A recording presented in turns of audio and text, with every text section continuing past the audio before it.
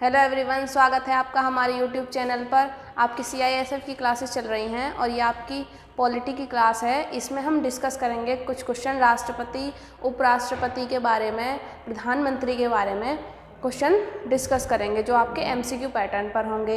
इससे आपका क्या होगा, एक तो आपकी प्रैक्टिस हो जाएगी। अगर आप प्रैक्टिस करना चाह रहे हैं, आपने पढ़ रखा है पहले और आपकी एक प्रैक्टिस हो जाएगी MCQ पैटर्न में। अगर आपने नहीं पढ़ा हुआ तो आपको नॉलेज हो जाएगी इन सब चीज़ों के बारे में जो क्वेश्चन अभी हम कराएंगे। ठीक है, तो आज की क्लास शुरू करते हैं और देखते हैं आज का हमारा पहला क्वेश्चन क्या है। तो पहला क्वेश्चन है हमारा, भारत के राष्ट्रपति की तुलना निम्नलिखित में से किससे करना सर्वाधिक उचित है।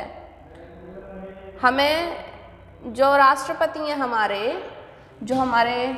राष्ट्रपति हैं उसकी तुलना किससे करनी चाहिए इन चारों में से। अमेरिका के राष्ट्रपति से, या फ्रांस के राष्ट्रपति से, या ब्रिटेन के सम्राट से, या श्रीलंका के राष्ट्रपति से। तो किससे करनी चाहिए, हमें करनी चाहिए ब्रिटेन के सम्राट से करनी चाहिए ना। किससे करनी उचित है, किससे करनी उचित है, ब्रिटेन के सम्राट से। चलिए अगला क्वेश्चन है हमारा, भारत में कार्यपालिका का अध्यक्ष कौन होता है। जो भारत में कार्यपालिका होती है, भारत की जो कार्यपालिका होती है उसका अध्यक्ष कौन होता है। राष्ट्रपति, प्रधानमंत्री, विरोधी दल का नेता, या भारत सरकार का मुख्य सचिव। तो इसका सही आंसर क्या होगा, तो इसका सही आंसर क्या हो जाएगा, राष्ट्रपति। जो हमारी कार्यपालिका होती है भारत की, उसका अध्यक्ष राष्ट्रपति होता है। आप सभी जानते हैं राष्ट्रपति के पास में बहुत सारी शक्तियां होती हैं, जैसे विधायी शक्ति, कार्यपालिका की शक्ति और सैन्य शक्ति और अन्य विशेष अधिकार भी होते हैं उसके पास। कुल मिलाकर जो राष्ट्रपति है उसके पास बहुत सारी शक्तियां होती हैं। जो राष्ट्रपति है उसका डिसीजन फाइनल माना जाता है किसी चीज़ पर, तो राष्ट्रपति सबसे सुपीरियर होता है। और एक बात और जान लें कि जो राष्ट्रपति होता है वो फर्स्ट सिटीजन होता है, वो पहला नागरिक होता है हमारे भारत का। अगर क्वेश्चन पूछ ले कि भारत का पहला नागरिक कौन है और ऑप्शन दिए हों राष्ट्रपति, प्रधानमंत्री और दो ऑप्शन और दिए हुए हों, तो आप क्या बोलेंगे, जो राष्ट्रपति है वो भारत का पहला व्यक्ति है, फर्स्ट सिटीजन है। अगला क्वेश्चन है हमारा, संघ की कार्यपालिका शक्ति निहित होती है। जो संघ की कार्यपालिका शक्ति होती है वो किस में निहित होती है,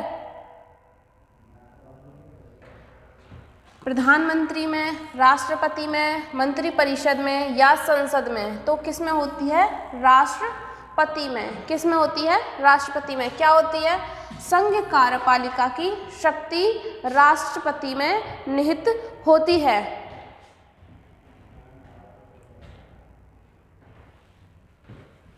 अगला क्वेश्चन है, भारत का राष्ट्रपति। अगला क्वेश्चन है भारत का राष्ट्रपति, और इससे आगे हमें रखना है। इससे आगे क्या है, राज्य का प्रधान होता है, राज्य का प्रधान नहीं होता है, केवल सरकार का प्रधान होता है, या राज्य और सरकार दोनों का प्रधान होता है। तो ये आपका गलत हो जाएगा क्योंकि राज्य और सरकार दोनों का प्रधान नहीं होता है, केवल सरकार का प्रधान होता है। सरकार का प्रधान प्रधानमंत्री होता है। आपसे क्वेश्चन पूछ लिया जाए कि सरकार का प्रधान कौन होता है, तो प्रधानमंत्री होता है। और राज्य का प्रधान कौन होता है, राज्य का प्रधान राष्ट्रपति होता है। तो राष्ट्रपति क्या कौन हो जाएगा, राज्य का प्रधान हो जाएगा। और राज्य का प्रधान नहीं है, ये तो हमारा रॉन्ग है क्योंकि वो राज्य का प्रधान नहीं है, ये हमें पता है। तो हमारा राष्ट्रपति कौन हो जाएगा, प्रधान हो जाएगा किसका, राज्य का।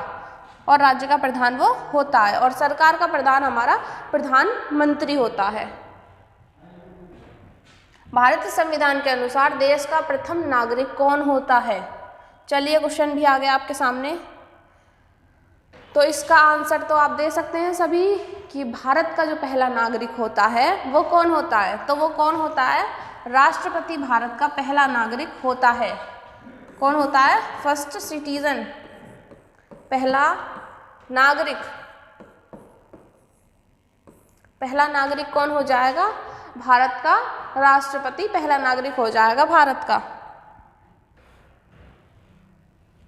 अगला क्वेश्चन है, भारतीय संविधान के अनुसार संघ की कार्यपालिका शक्तियां किसमें निहित होती हैं? जो कार्यपालिका शक्ति होती है संघ की, वो किसमें निहित होती है? आपके पास 4 ऑप्शन दिए हैं, इसका सही आंसर क्या हो जाएगा? किसमें होती है? तो होती है हमारी राष्ट्रपति में। किसमें होती है? संघ कार्यपालिका शक्ति किसमें होती है? राष्ट्रपति में। और कार्यपालिका का अध्यक्ष कौन होता है? वो भी राष्ट्रपति होता है। अगला क्वेश्चन है, भारतीय संविधान के अनुसार देश की तीनों सेनाओं का अध्यक्ष कौन होता है? ये भी जानने वाली बात है कि जो राष्ट्रपति होता है उसके बाद सैन्य शक्तियाँ होती हैं। सैन्य शक्तियाँ में क्या है? वो अध्यक्ष होता है हमारी सेनाओं का। कौन होता है? सेना का अध्यक्ष।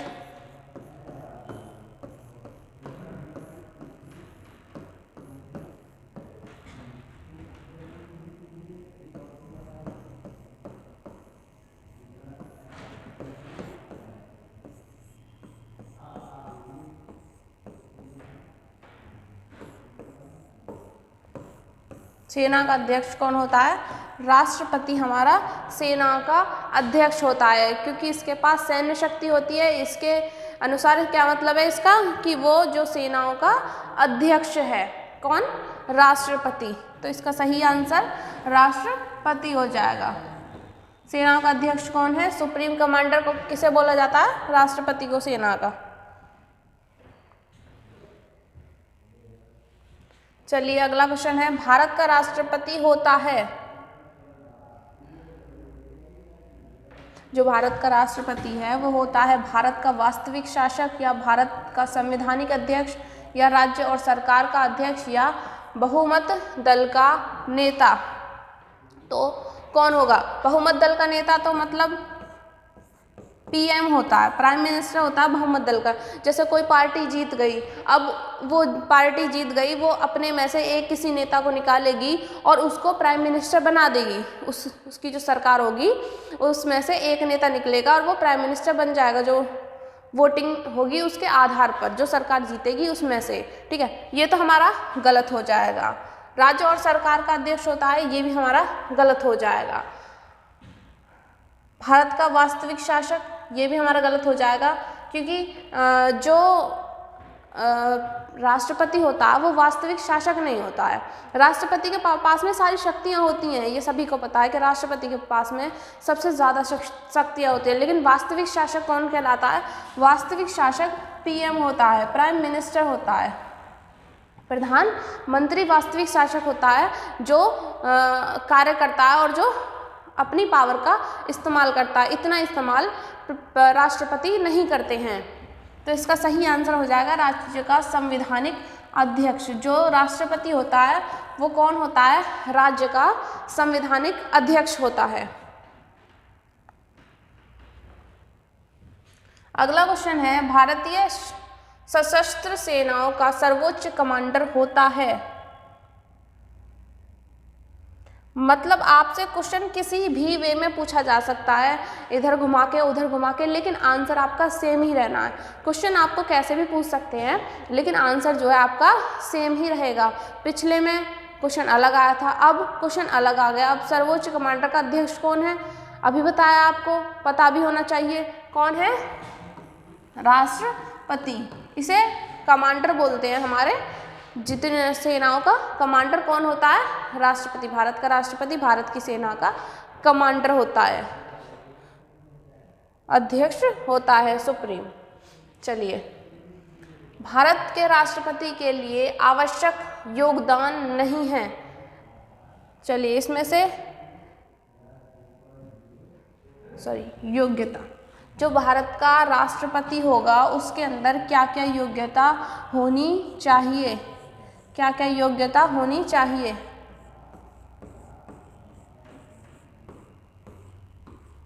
तो क्या क्या होना चाहिए? वह भारत का नागरिक हो, ये होना चाहिए। इसमें बोला है कि योग्यता कौन सी नहीं है। भारत के राष्ट्रपति के लिए आवश्यक योग्यता नहीं है। इनमें से कोई एक गलत है, उसका हमें जवाब देना है। ठीक है, भारत का नागरिक होता है, ये सही है, क्योंकि वो भारत का नागरिक होना चाहिए। अगर वो आपका राष्ट्रपति बनने जा रहा है तो वह 35 वर्ष से अधिक आयु का ना हो।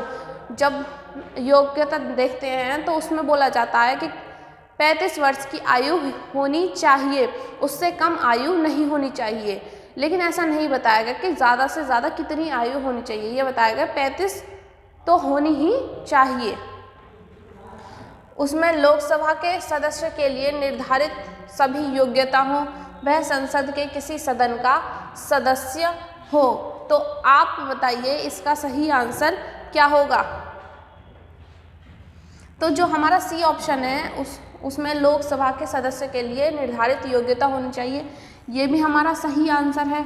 ये हमारा सही है, ये हमारा सही है, ये हमारा सही है। वह संसद के किसी सदन का सदस्य हो, तो इसकी नीड नहीं होती है, इसकी ज़रूरत नहीं पड़ती है। तो हमारा ये राइट ऑप्शन हो जाएगा, क्योंकि इसमें नहीं पूछा है तो नहीं क्या है, ये योग्यता नहीं मांगी जाती राष्ट्रपति बनने के लिए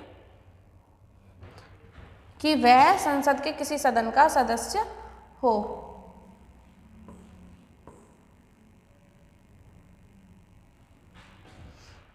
चलिए अगला है, भारत के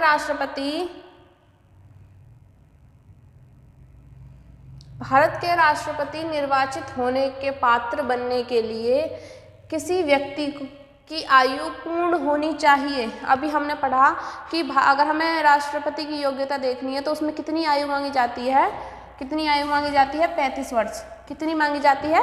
35 वर्ष होनी ही चाहिए। ऐसा ना हो कि 35 वर्ष से कम हो। ठीक है, 35 वर्ष होनी चाहिए, या उससे ज़्यादा हो तो कोई दिक्कत नहीं है, लेकिन 35 वर्ष होनी चाहिए। अगला है, राष्ट्रपति पद के उम्मीदवार के लिए अधिकतम आयु कितनी होती है? जो राष्ट्रपति पद के लिए कोई व्यक्ति खड़ा हो रहा है, राष्ट्रपति पद के लिए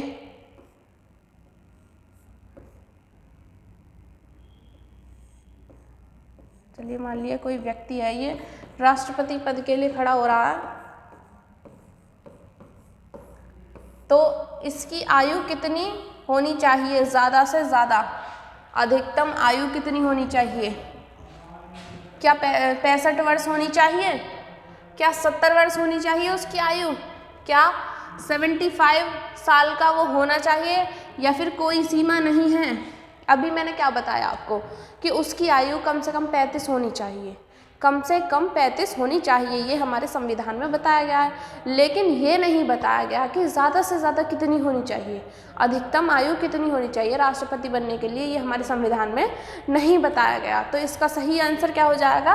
कोई आयु सीमा नहीं है, क्योंकि हमारे संविधान में बताया ही नहीं गया कि अधिकतम आयु कितनी होनी चाहिए, तो हम नहीं बता सकते कितनी होनी चाहिए। लेकिन 35 वर्ष तो होनी ही चाहिए उसकी आयु। चलिए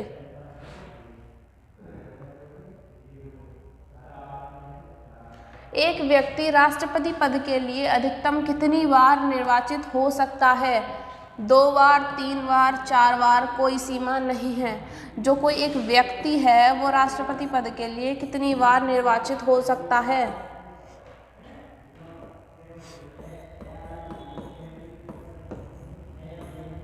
कितनी बार इलेक्ट हो सकता है?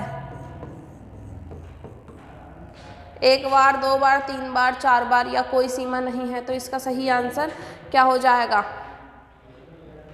क्या वो 2 बार इलेक्शन लड़ सकता है राष्ट्रपति बनने के लिए? क्या वो 3 बार लड़ सकता है? क्या वो 4 बार लड़ सकता है? या कोई आयु सीमा नहीं है? तो कोई आयु सीमा नहीं है, क्योंकि हमारे संविधान में सब ये भी नहीं लिखा गया कि आप 2 बार ही पद के लिए खड़े हो सकते हैं, या 3 बार ही खड़े हो सकते हैं, या 4 बार ही खड़े हो सकते हैं। उन्होंने ऐसा कुछ नहीं बताया। तो आप जितनी मर्जी उतनी बार खड़े हो सकते हैं, क्योंकि कोई आयु सीमा नहीं है, और कोई आयु सीमा नहीं है आपकी राष्ट्रपति बनने के लिए, और कोई आयु सीमा नहीं है आपकी निर्वाचित होने के लिए राष्ट्रपति। अगला है,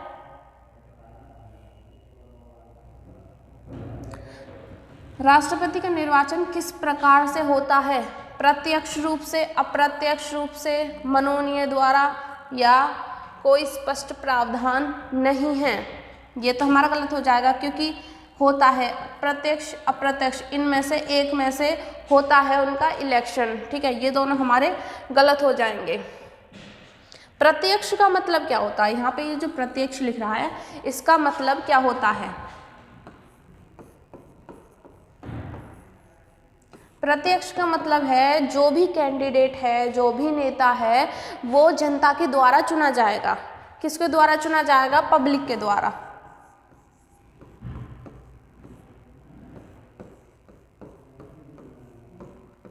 पब्लिक के द्वारा चुना जाएगा जो भी कैंडिडेट होगा। जिनकी आयु कितनी होगी? 18।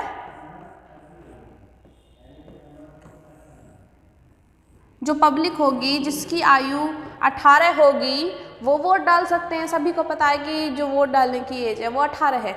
ठीक है, 18 जब एज है तो जो ये वोट डालेंगे 18 वाले लोग डालेंगे तो ये कौन हो गए? सारी पब्लिक हो गई। प्रत्यक्ष चुनाव क्या होगा? ये सारे लोग वोट करेंगे उस कैंडिडेट को, तो वो कैंडिडेट अगर ज़्यादा वोट पालेगा तो क्या होगा? जीत जाएगा वो कैंडिडेट। ठीक है, ये तो हो गया हमारा प्रत्यक्ष। अप्रत्यक्ष क्या होता है? अप्रत्यक्ष इसमें क्या होता है? जनता भाग नहीं लेती।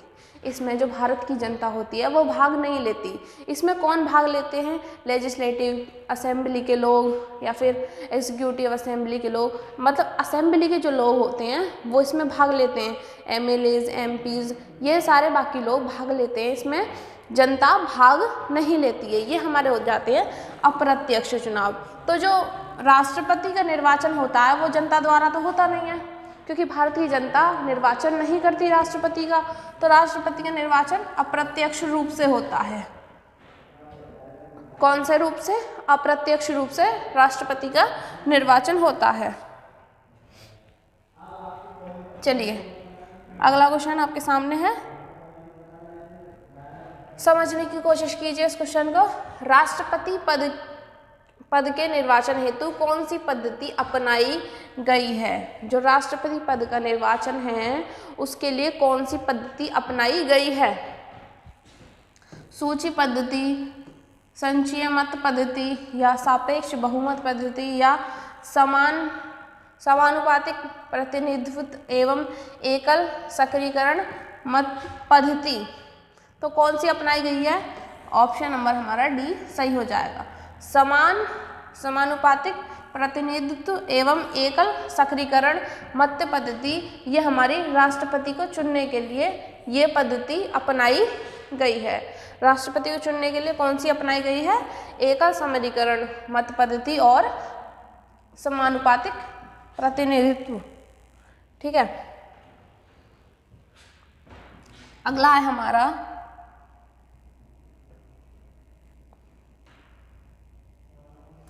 राष्ट्रपति पद के चुनाव संबंधी विवाद को किसे निर्देशित किया जाता है? राष्ट्रपति पद के चुनाव संबंधी विवाद को किसे निर्देशित किया जाता है? संसदीय समिति को, लोकसभा अध्यक्ष को, निर्वाचन आयोग को या उच्च न्यायालय को? तो इसका सही आंसर क्या होगा? जो हमारे राष्ट्रपति पद के लिए चुनाव हो रहे हैं, इलेक्शन हो रहे हैं, अगर उसमें कोई विवाद हो जाए, उसमें अगर विवाद हो जाए तो हम किसको मतलब किस पे कह सकते हैं कि ये विवाद हो रहे हैं या ये जो भी है, हम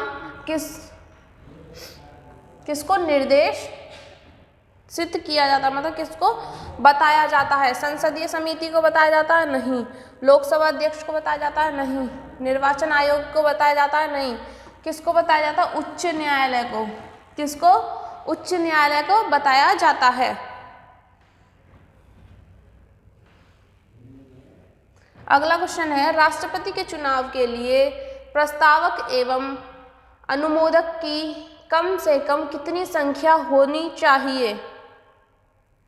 देखिए, अगर आप इसका डिस्क्रिप्टिव पढ़ना चाहते हैं तो आप एसएससी जीडी की क्लास देख सकते हैं जिसमें हमने डिस्क्रिप्टिव पढ़ाया है, जिसमें हमने पॉइंट बाय पॉइंट डिस्कस किया है इजी वे में, और यहाँ पर हम एमसीक्यू पैटर्न पर डिस्कस कर रहे हैं जिससे कि आपको प्रॉब्लम ना हो, आप वहाँ भी वहाँ देख लें और यहाँ एक बार प्रैक्टिस कर लें, ऐसा कर सकते हैं। या फिर ऐसा कर सकते हैं, यहाँ देख लें और वहाँ पे आप अपना एक बार नोट्स के टाइप में रिवीजन टाइप कर लें, ठीक है। तो आप दोनों क्लासेस को चेक कर सकते हैं। हमारे प्लेलिस्ट है, उसमें जाकर आप सभी क्लासेस देख सकते हैं, जिसमें इंग्लिश की भी, रीजनिंग की भी और बाकी सारी क्लासेस आ रही हैं रेगुलर, ठीक। तो अब इसमें हमसे क्या पूछा गया है, जो प्रस्तावक है और जो अनुमोदक है उनकी संख्या कितनी होती है राष्ट्रपति पद के लिए, राष्ट्रपति चुनाव के लिए इनकी संख्या कितनी होती है। तो हमको पता है इनकी संख्या 50-50 होती है। 50-50 यानी 50 ही प्रस्तावक होते हैं और 50 ही अनुमोदक होते हैं, ठीक है। अगर आपसे एक क्वेश्चन और पूछ ले कि जो उपराष्ट्रपति होता है उसमें कितनी संख्या होती है प्रस्तावक की, अनुमोदक की, तो जो उपराष्ट्रपति होता है उसमें 20-20 होती है। 20-20 संख्या होती है उपराष्ट्रपति के लिए,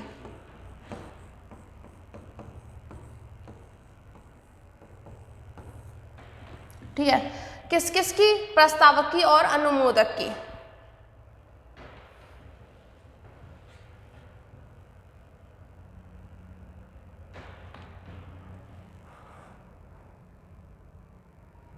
चलिए क्वेश्चन पढ़िए। भारत का राष्ट्रपति निर्वाचित होने के लिए निम्नलिखित में से कौन सी बात अयोग्य मानी जाती है। अयोग्य माने इनमें से कौन सा गलत है, वही पूछा है इन्होंने, क्वेश्चन घुमा दिया बस थोड़ा सा, जैसे पिछले पूछा था वैसे ही थोड़ा सा क्वेश्चन को घुमा दिया है और वही आपके सामने पेश कर दिया गया। तो भारत का नागरिक हो, ये योग्यता बिल्कुल सही है। 35 वर्ष की आयु पूर्ण कर चुका हो, ये भी योग्यता होनी चाहिए। लोकसभा का सदस्य निर्वाचित होने की अहिर्त हो, ये भी सही है। कोई लाभ का पद ग्रहण किया हुआ हो, क्या जो राष्ट्रपति की योग्यता मांगते हैं उसमें ऐसा बोला जाता है कि वो एक लाभ के पद पर हो अगर वो राष्ट्रपति के पद के लिए खड़ा है, नहीं, ऐसा बोलते हैं कि उसे किसी लाभ के पद पर नहीं होना चाहिए अगर वो राष्ट्रपति पद के लिए खड़ा हो रहा है। तो हमारा ये ऑप्शन डी सही हो जाएगा, ऑप्शन डी सही हो जाएगा, क्योंकि जो राष्ट्रपति बनने वाला है वो किसी लाभ के पद पर नहीं होना चाहिए। जो कैंडिडेट हैं वो किसी लाभ के पद पर नहीं होना चाहिए, उनके पास कोई और सरकार का जरिया नहीं होना चाहिए। चलिए, भारत में राष्ट्रपति का चुनाव किया जाता है प्रत्यक्ष निर्वाचन, एकल हस्तामत पत्रिका द्वारा या अनुपादिक मत प्रणाली द्वारा या खुला बैटल प्रणाली द्वारा। तो इसका सही आंसर क्या हो जाएगा, इसका सही आंसर क्या होगा। प्रत्यक्ष, हमें पता प्रत्यक्ष निर्वाचन नहीं होता है। अनुपादिक प्रणाली, खुला बैटल प्रणाली ये नहीं होते हैं। तो एकल असंहिता मत प्रणाली मतलब अप्रत्यक्ष चुनाव किए जाते हैं। इसको दूसरी तरीके से बोल सकते हैं एकल हस्तांतरिता, ठीक है।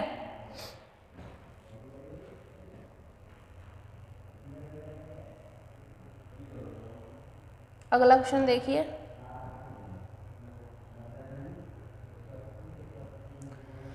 राष्ट्रपति पद का चुनाव संचालित किया जाता है लोकसभा अध्यक्ष द्वारा, प्रधानमंत्री के द्वारा, निर्वाचन आयोग के द्वारा या संसदीय मामलों में प्रधानमंत्री के मंत्री के द्वारा खाली। तो किसके द्वारा किया जाता है, जो राष्ट्रपति का इलेक्शन होता है वो किसके द्वारा किया जाता है, लोकसभा के द्वारा किया जाता है क्या, लोकसभा अध्यक्ष के द्वारा किया जाता है या प्रधानमंत्री के द्वारा किया जाता है या निर्वाचन आयोग के द्वारा किया जाता है, संसदीय मामलों के मंत्री के द्वारा किया जाता है। तो ना ही लोकसभा अध्यक्ष के द्वारा किया जाता है, ना ही प्रधानमंत्री के द्वारा किया जाता है, ना ही संसदीय मामलों के मंत्री द्वारा किया जाता है। किसके द्वारा किया जाता है, निर्वाचन आयोग द्वारा राष्ट्रपति का चुनाव किया जाता है। किसके द्वारा, निर्वाचन आयोग के द्वारा।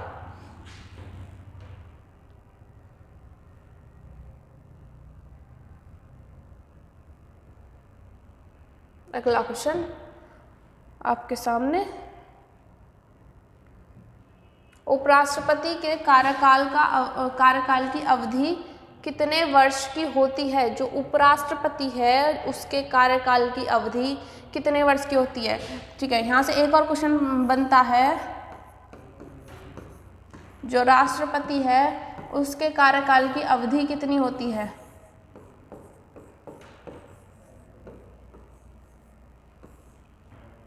उसके कार्यकाल की अवधि कितनी होती है? जो राष्ट्रपति है उसके कार्यकाल की अवधि कितनी होती है? तो कितनी होती है? 5 ईयर। कितनी होती है? 5 साल होती है राष्ट्रपति, और उपराष्ट्रपति की भी 5 साल होती है। उपराष्ट्रपति की भी 5 साल ही होती है। अगला है, उपराष्ट्रपति को पद की गोपनीयता की शपथ कौन दिलाता है?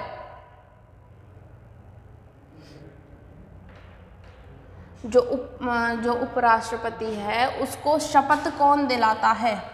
ठीक है, यहाँ से एक और क्वेश्चन बनता है, जो राष्ट्रपति है उसको कौन शपथ दिलाता है? आपके माइंड में आ सकता है ना, अब हम उपराष्ट्रपति पढ़ रहे हैं, राष्ट्रपति को कौन शपथ दिलाता है? तो राष्ट्रपति को कौन शपथ दिलाता है? जो मेन जज होता है सुप्रीम कोर्ट का,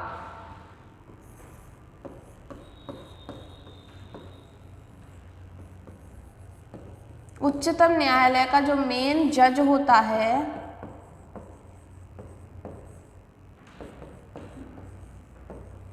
वो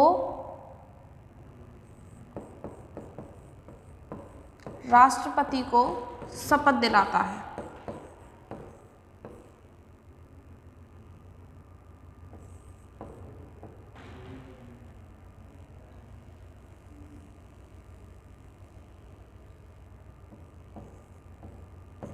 तो कौन दिलाता है शपथ? आपसे पूछ ले, राष्ट्रपति को, जो सुप्रीम कोर्ट का मेन जज होता है वो राष्ट्रपति को शपथ दिलाता है। उपराष्ट्रपति को कौन शपथ दिलाता है? राष्ट्रपति, प्रधानमंत्री या लोकसभा अध्यक्ष या मुख्य न्यायाधीश? तो इसका सही आंसर क्या होगा? राष्ट्रपति को तो हमने देख लिया कि मेन जज दिलाता है सुप्रीम कोर्ट। उपराष्ट्रपति को कौन दिलाता है? उपराष्ट्रपति को राष्ट्रपति शपथ दिलाता है। उपराष्ट्रपति को राष्ट्रपति शपथ दिलाता है।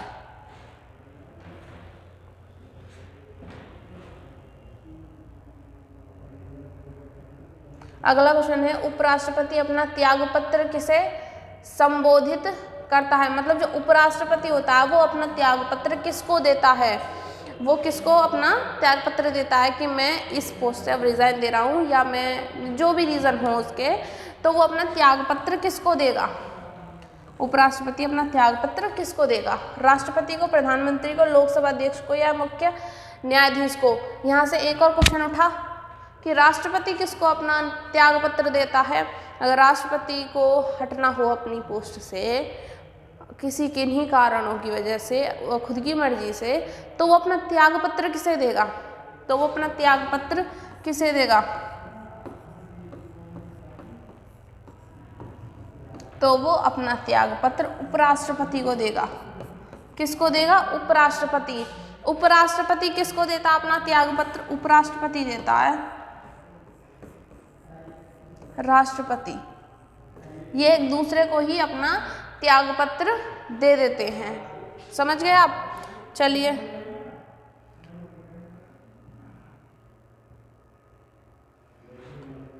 हमारे सामने हमारा अगला क्वेश्चन आया है। चलिए इसको पढ़कर देखते हैं। उपराष्ट्रपति को राज्यसभा के सभापति के रूप में अन्य भत्तों के अलावा कितना वेतन प्राप्त होता है? चलिए, जो उपराष्ट्रपति है उसकी सैलरी कितनी है? उसकी सैलरी कितनी है? ठीक है, ठीक है। राष्ट्रपति की सैलरी कितनी है? राष्ट्रपति की सैलरी कितनी है? आपको एक क्वेश्चन में से 2 क्वेश्चन बन रहे हैं। आपको फ़ायदा हो रहा है कि आप अच्छे से पढ़ पा रहे हैं, जिससे आपके जितने क्वेश्चन हैं वो डबल हो रहे हैं। ये आपके लिए एक अच्छी बात है कि आप एक की जगह 2-2 क्वेश्चन पढ़ पा रहे हैं। तो उपराष्ट्रपति की सैलरी कितनी होती है? 4 लाख। ठीक है। राष्ट्रपति की सैलरी कितनी होती है? राष्ट्रपति की होती है 5 लाख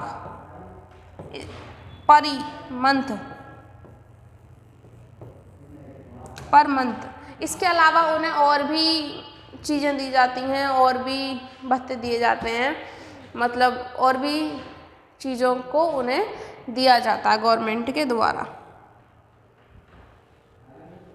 अगला है हमारा, उपराष्ट्रपति को निम्नलिखित में से किसके समतुल्य वेतन मिलता है?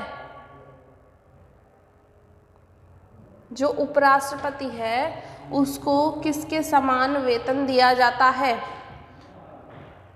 जो उपराष्ट्रपति है उसको किसके समान वेतन दिया जाता है? राष्ट्रपति के समान नहीं दिया जाता, क्योंकि राष्ट्रपति को 5 लाख मिलते हैं और उपराष्ट्रपति को 4 लाख मिलते हैं। प्रधानमंत्री के द्वारा भी नहीं दिया जाता, सर्वोच्च न्यायालय के न्यायाधीश द्वारा भी नहीं दिया जाता, लोकसभा अध्यक्ष जो होते हैं उनके समान इन्हें वेतन दिया जाता है। किनके समान? लोकसभा अध्यक्ष के समान वेतन दिया जाता है।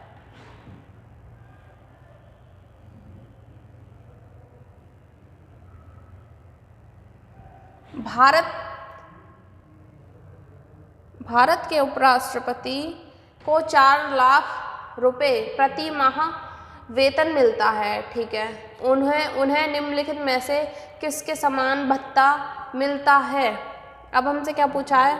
उन्हें भत्ता किसके समान मिलता है? उन्हें जो पैसे के अलावा जो भत्ता मिलता है वो किसके समान मिलता है? तो हमने भी पढ़ा था किसके समान?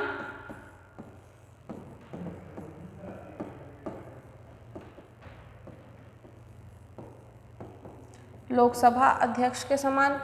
हमने भी पढ़ा था लोकसभा अध्यक्ष के समान। राष्ट्रपति के समान नहीं मिलता।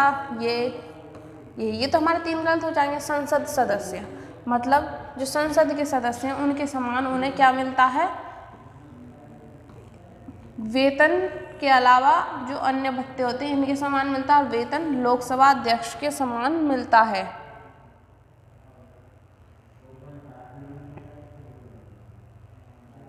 चलिए अगला क्वेश्चन हमारा है, उपराष्ट्रपति को उसके कार्यकाल की समाप्ति के पूर्व पद से हटाने का अधिकार किसको है? जो उपराष्ट्रपति है उसका कार्यकाल 5 वर्ष है। ठीक है। उस 5 वर्ष से पहले उसे कौन हटा सकता है? जो 5 वर्ष हैं उससे पहले उसे कौन हटा सकता है? क्या राज्यसभा हटा सकती है उसे? नहीं हटा सकती। या खाली लोकसभा हटा सकती है उसे? नहीं हटा सकती। क्या सर्वोच्च न्यायालय हटा सकता है उसे? नहीं हटा सकता। कौन हटा सकती है? संसद। ठीक है। संसद में कौन कौन आते हैं? संसद मतलब पार्लियामेंट। संसद मतलब पार्लियामेंट में आते हैं लोकसभा, राज्यसभा। क्या ऐसा ही लिखा मैंने? क्या मैंने सही बोला कि जो एक संसद है उसमें लोकसभा और राज्यसभा आते हैं? क्या आप मेरी बात से एग्री करते हैं कि लोकसभा और राज्यसभा आते हैं? नहीं, आपको एग्री नहीं करना चाहिए क्योंकि मैंने गलत बोला है। अब मैंने गलत कैसे बोला है वो देखिए। लोकसभा आती है संसद में? आती है बिल्कुल। राज्यसभा भी आती है। इसके साथ में एक और चीज आती है, राष्ट्रपति। तब जाकर इन तीनों को मिलाकर तब जाकर एक संसद बनता है। लोकसभा, राज्यसभा और राष्ट्रपति तीनों को मिलाकर संसद बनता है। खाली संसद लोकसभा राज्यसभा से नहीं बनता है। जैसे समझिए, ये एक कोई बिल है, कोई बिल पास होने वाला है जनता के लिए। सबसे पहले गए लोकसभा के पास, उन्होंने ये बिल पास कर दिया कि ठीक है हम इस बिल को पास कर रहे हैं, ये बिल लागू हो जाएगा पूरे देश में। क्या लागू हो जाएगा? क्या लागू हो जाएगा? नहीं लागू होगा। तो राज्यसभा के पास जाएंगे, उन्होंने इसको सबने बोल दिया ठीक है मेजॉरिटी आई कि लागू हो जाएगा। क्या लागू हो जाएगा पूरे देश में? क्या देश की जनता उसे अपनाएगी? नहीं अपनाएगी। क्यों नहीं अपनाएगी? क्योंकि जो हमारा एक मेन सदस्य है राष्ट्रपति, वो तो रह ही गए। जो आखिरी डिसीजन किसका होगा? आखिरी डिसीजन राष्ट्रपति का होगा। अगर राष्ट्रपति ने भी बोल दिया कि माना जाएगा तो माना जाएगा, पूरे देश को मानना पड़ेगा। क्यों मानना पड़ेगा? क्योंकि हमारे पास तीनों जो लोकसभा, राज्यसभा और राष्ट्रपति हैं, उन तीनों की सहमति है, इसलिए माना जाएगा। एक बिल जब भी पास होता है जब लोकसभा, राज्यसभा और राष्ट्रपति तीनों की सहमति हो। ठीक है, आप समझ गए होंगे। चलिए,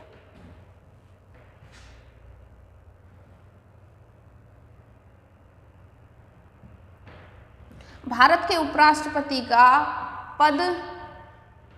पदयुक्त करने का प्रस्तावित किया जाता है केवल लोकसभा में, संसद के किसी भी सदन में, संसद की संयुक्त बैठक में या केवल राज्यसभा में। तो इसका सही आंसर क्या होगा? इसका सही आंसर क्या होगा? जो राष्ट्रपति है उसको जब हम इलेक्ट करते हैं तो उसका जो प्रस्ताव है वो कहाँ पे प्रस्तावित किया जाता है? केवल लोकसभा में या संसद के किसी भी सदन में या संसद की संयुक्त बैठक में या केवल राज्यसभा में। तो इसका सही आंसर क्या होगा आपका? लोकसभा नहीं, ये नहीं, ये नहीं। तो हमारा जो उपराष्ट्रपति का जो चुनने का प्रस्ताव पारित किया जाता है वो केवल राज्यसभा में किया जाता है। कहाँ किया जाता है? राज्यसभा। और राज्यसभा को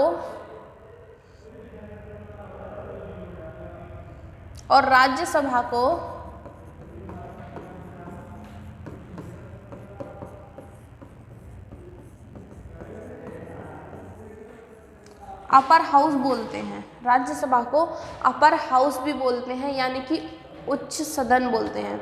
क्या बोलते हैं? उच्च सदन। मतलब ये ऊंचा सदन होता है और ये स्थायी होता है। आपसे क्वेश्चन पूछ सकते हैं कि ऐसा कौन सा सदन है जो स्थायी है? तो कौन सा है? वो कौन सी सभा है जो स्थायी है? लोकसभा, राज्यसभा और भी 2-3 नाम दे दिए जाएंगे। तो स्थायी सभा कौन सी है? राज्यसभा हमारी स्थायी सभा होती है, लोकसभा स्थायी नहीं होती है। ठीक है, चलिए, भारत के उपराष्ट्रपति को कौन निकाल सकता है? किसके पास पावर होती है जो भारत के उपराष्ट्रपति को निकाल दे? मंत्रिपरिषद की सलाह से राष्ट्रपति या राष्ट्रपति की सम्मति से लोकसभा या लोकसभा की सहमति से राज्यसभा या राष्ट्रपति की सहमति से राज्यसभा। तो इसका सही आंसर क्या हो जाएगा? तो जो उपराष्ट्रपति है उसको लोकसभा निकाल सकती है राज्यसभा की सहमति से। लोकसभा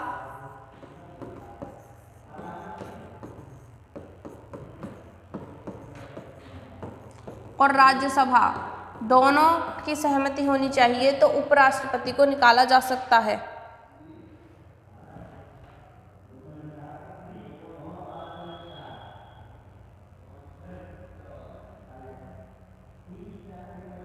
चलिए,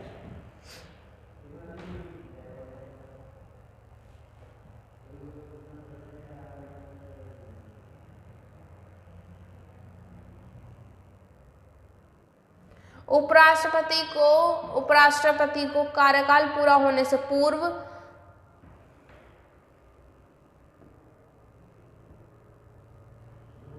जो उपराष्ट्रपति है उसका कार्यकाल होने से पूर्व पदयुक्त किया जा सकता है राष्ट्रपति के द्वारा। सर्वोच्च न्यायालय की संस्तुति पर राष्ट्रपति द्वारा या राज्यसभा के साधारण बहुमत द्वारा पारित प्रस्तावित जिसकी स्वीकृति लोकसभा करे या लोकसभा के 2/3 बहुमत द्वारा पारित प्रस्ताव जिसकी स्वीकृति लोकसभा करे।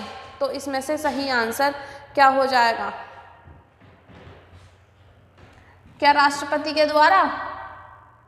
नहीं। क्या सर्वोच्च न्यायालय की संस्तुति पर राष्ट्रपति द्वारा? नहीं। राज्यसभा के साधारण बहुमत द्वारा पारित प्रस्ताव जिसकी स्वीकृति लोकसभा करे। ये हमारा आंसर सही हो जाएगा। तो कैसे उन्हें हटाया जा सकता है? राज्यसभा के साधारण बहुमत द्वारा पारित प्रस्तावित जिसकी स्वीकृति लोकसभा करे। तो लोकसभा और राज्यसभा दोनों का ही इक्वली होना चाहिए। ठीक है, अब हम पढ़ते हैं प्रधानमंत्री। भारत के प्रधानमंत्री का पद है परंपरा पर आधारित या संसद द्वारा सृजित या संविधान द्वारा सृजित या राष्ट्रपति द्वारा सृजित। जो उनका पद है वो किसके द्वारा बनाया गया है? तो हमें पता है सारे पद किसके द्वारा बनाए गए हैं? संविधान के द्वारा। किसके द्वारा बनाए गए? संविधान के द्वारा। तो राष्ट्रपति का पद भी किसके द्वारा बनाया गया? संविधान के द्वारा ही बनाया गया कि एक पद होगा जिसपे कौन होगा? राष्ट्रपति होंगे, सॉरी प्रधानमंत्री होंगे। राष्ट्रपति का पद भी हमारा संविधान द्वारा ही बनाया गया है। भारत का प्रधानमंत्री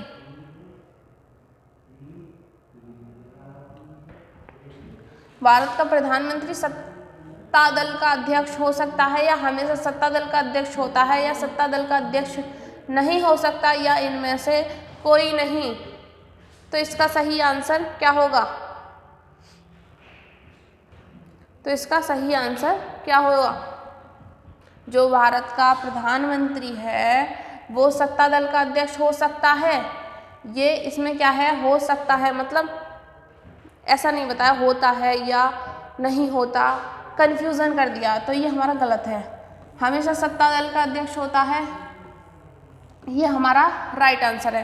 राइट आंसर क्यों है? जो प्रधानमंत्री, जैसे कोई पार्टी जीत गई, थोड़ी देर पहले बताया कोई पार्टी जीत गई, उसी में से ही एक अध्यक्ष को, एक पर्सन को वोट देकर प्रधानमंत्री बनाया जाता है। ठीक है, जो उस पद के काबिल होता है। तो कौन होता है? वो उस जो सत्ता है, जिसकी सरकार है, उसका अध्यक्ष होता है। कौन? प्रधानमंत्री। तो ये क्या हमेशा उसका अध्यक्ष होता है।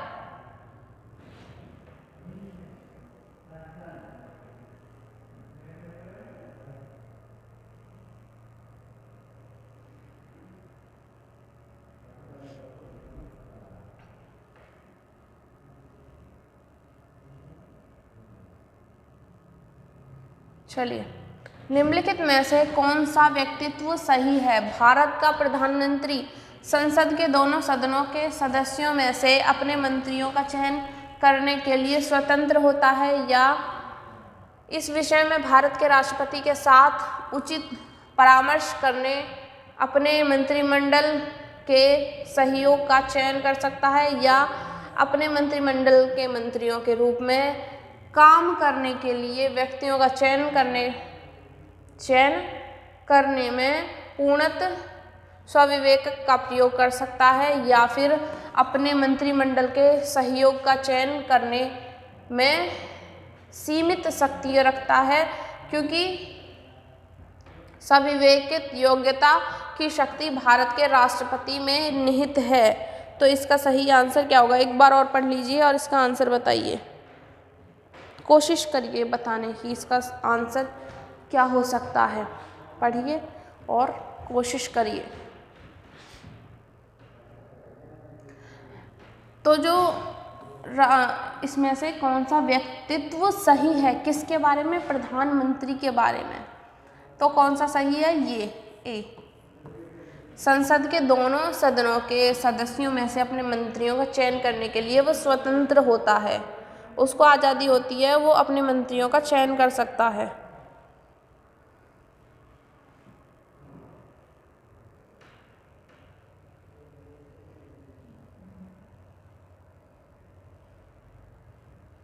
अगला है, किसी प्रधानमंत्री ने एक बार पद से हटने के पश्चात दोबारा पद संभाला था, तो वो कौन प्रधानमंत्री थे जिन्होंने एक बार पद से हट गए थे और फिर दोबारा पद को संभाल लिया था? जवाहरलाल नेहरू थे, लाल बहादुर शास्त्री, इंदिरा गांधी या मोरारी देसाई? तो इसका सही आंसर क्या होगा? इसका सही आंसर इंदिरा गांधी हो जाएगा। इंदिरा गांधी ने क्या किया था? एक बार पद से हट गई थी और फिर दोबारा से पद संभाल लिया था।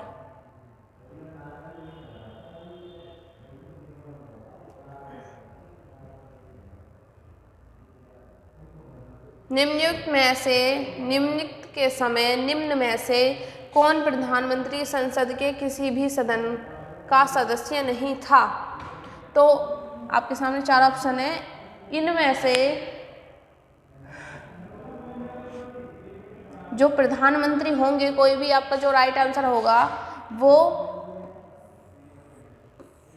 लोकसभा और राज्यसभा दोनों में से किसी भी सदन के सदस्य नहीं थे। तो वो कौन है? मोरारी देसाई, राजीव गांधी या पीवी सिंह या वीपी सिंह या पीवी नरसिंह राव? तो इसका सही आंसर क्या हो जाएगा? तो कौन थे वो? पीवी नरसिंह राव। ये क्या थे? ना ही लोकसभा और ना ही राज्यसभा, ये दोनों में से किसी के अध्यक्ष नहीं थे, लेकिन ये प्रधानमंत्री थे।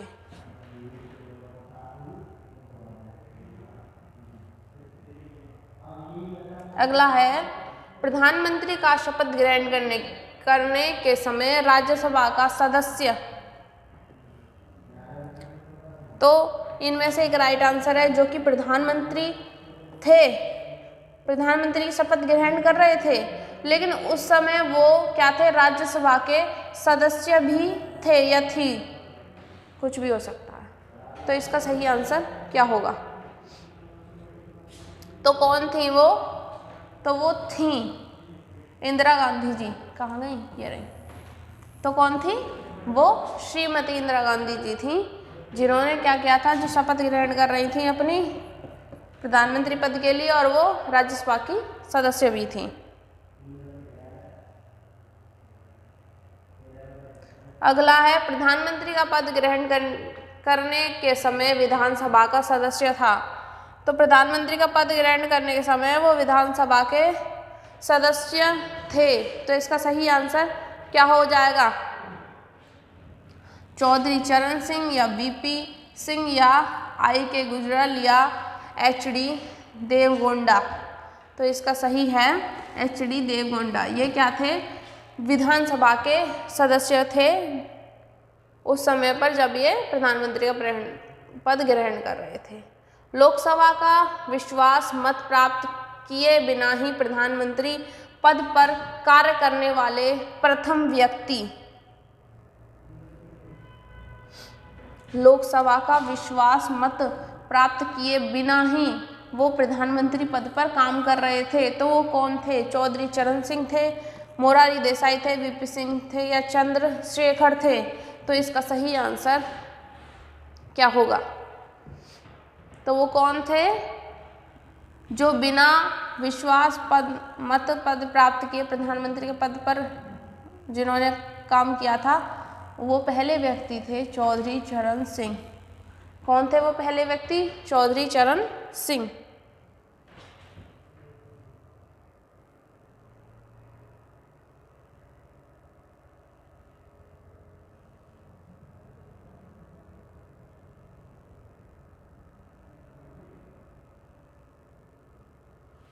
अगला है हमारा क्वेश्चन, कांग्रेस द्वारा समर्थन वापस लिए जाने के कारण ही त्यागपत्र देना पड़ा। जो कांग्रेस का समर्थन था उसको कांग्रेस ने जब वापस ले लिया तो उसके साथ ही त्यागपत्र देना पड़ा था। किस किस को? चौधरी चरण सिंह को, चंद्रशेखर को, एच.डी. देवगौड़ा को या उपयुक्त सभी को? तो इन सभी को त्यागपत्र देना पड़ा था जब कांग्रेस ने अपना समर्थन वापस ले लिया था।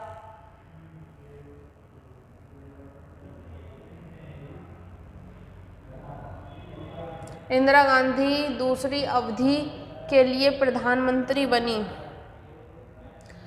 इंदिरा गांधी दूसरी अवधि के लिए जब प्रधानमंत्री बनी तो वो अवधि क्या थी? 1980 से 1984, 1975 से 79, 1977 से 82 या 82 से 84, तो वो अवधि थी 1980 से 84, जब वो उनकी सेकंड अवधि थी प्रधानमंत्री बनने की।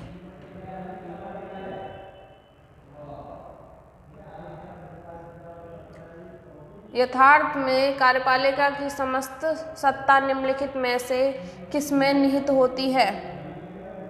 जो कार्यपालिका की सत्ता होती है वो किसमें निहित होती है? 4 ऑप्शन आपके सामने हैं। मंत्रिपरिषद में, मंत्रिमंडल में, प्रधानमंत्री में, या इनमें से कोई नहीं। ये तो गलत हो जाएगा क्योंकि मंत्रिपरिषद में होती है। क्या होती है? कार्यपालिका की समस्त सत्ता। भारतीय के केंद्रीय मंत्रिपरिषद की बैठक की अध्यक्षता करते हैं। जो केंद्र मंत्रिपरिषद की बैठक होती है उसकी अध्यक्षता कौन करते हैं? राष्ट्रपति, उपराष्ट्रपति, प्रधानमंत्री या मंत्रिपरिषद के सदस्य बारी बारी से। तो कौन करते हैं? प्रधानमंत्री करते हैं अध्यक्षता मंत्रिपरिषद की बैठक की।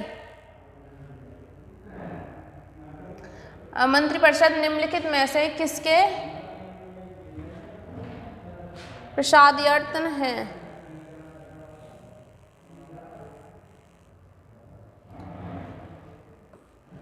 बताइए। राष्ट्रपति के, लोकसभा के, राज्यसभा के या प्रधानमंत्री के? तो इसका सही आंसर क्या हो जाएगा? लोकसभा इसका सही आंसर हो जाएगा। जो मंत्रिपरिषद होती है वो किसका प्रदर्शन करता है? लोकसभा का।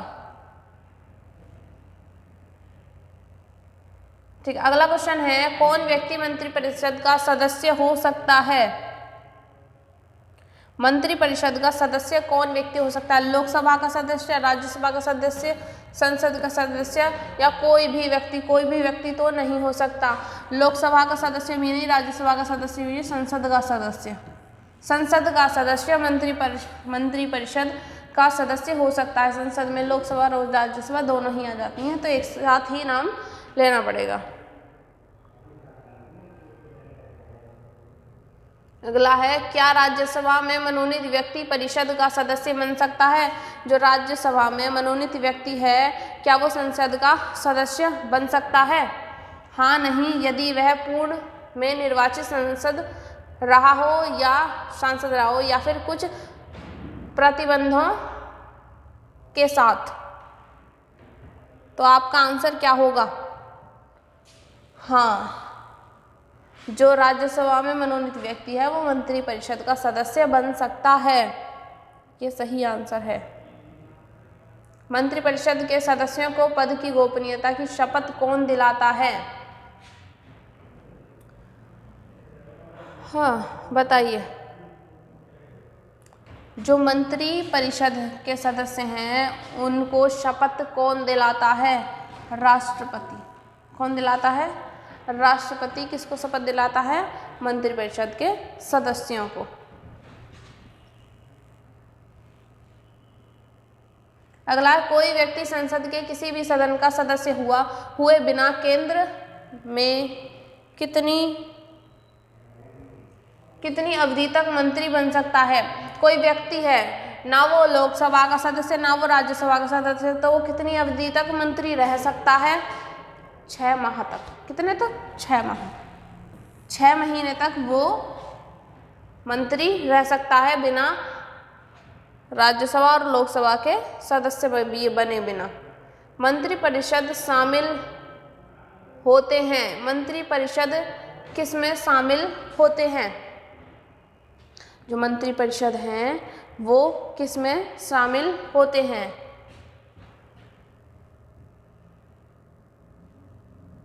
राष्ट्रपति, उपराष्ट्रपति, प्रधानमंत्री या अन्य मंत्री?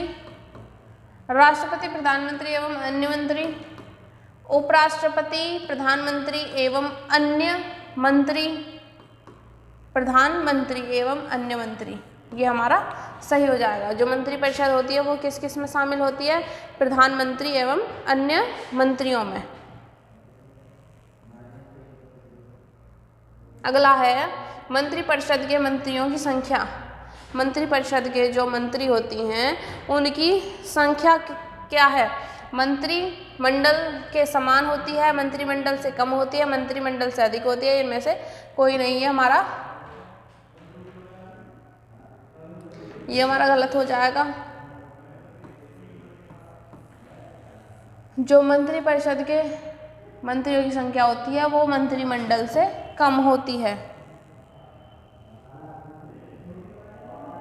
आज का लास्ट और आखिरी क्वेश्चन, इसके बाद अगली क्लास आएगी जिसमें आप देखना, आपके लिए अच्छे अच्छे क्वेश्चंस होंगे जिससे आपकी प्रैक्टिस और बेटर हो जाएगी। तो चलिए ये क्वेश्चन देखिए। मंत्रिपरिषद में कितने स्तर के मंत्री होते हैं? 1, 2, 3, 4। जो मंत्रिपरिषद होती है उसमें कितने स्तर के मंत्री होते हैं? तो 3 स्तर के। कितने? 3 स्तर के मंत्री होते हैं। तो आपको क्लास अच्छी लगी हो तो आप लाइक कीजिए, कमेंट कीजिए और सब्सक्राइब करिए चैनल को, और क्लास को शेयर भी कीजिए जिससे कि आपके जो दोस्त हैं और लोग हैं वो भी अच्छे से प्रैक्टिस कर पाएँ अपने एग्ज़ाम की। ठीक है, और आपकी क्लासेस आती रहेंगी ऐसे ही, और आप अच्छे से पढ़िए मन लगाकर। चलिए आज की क्लास यहीं समाप्त करते हैं। धन्यवाद।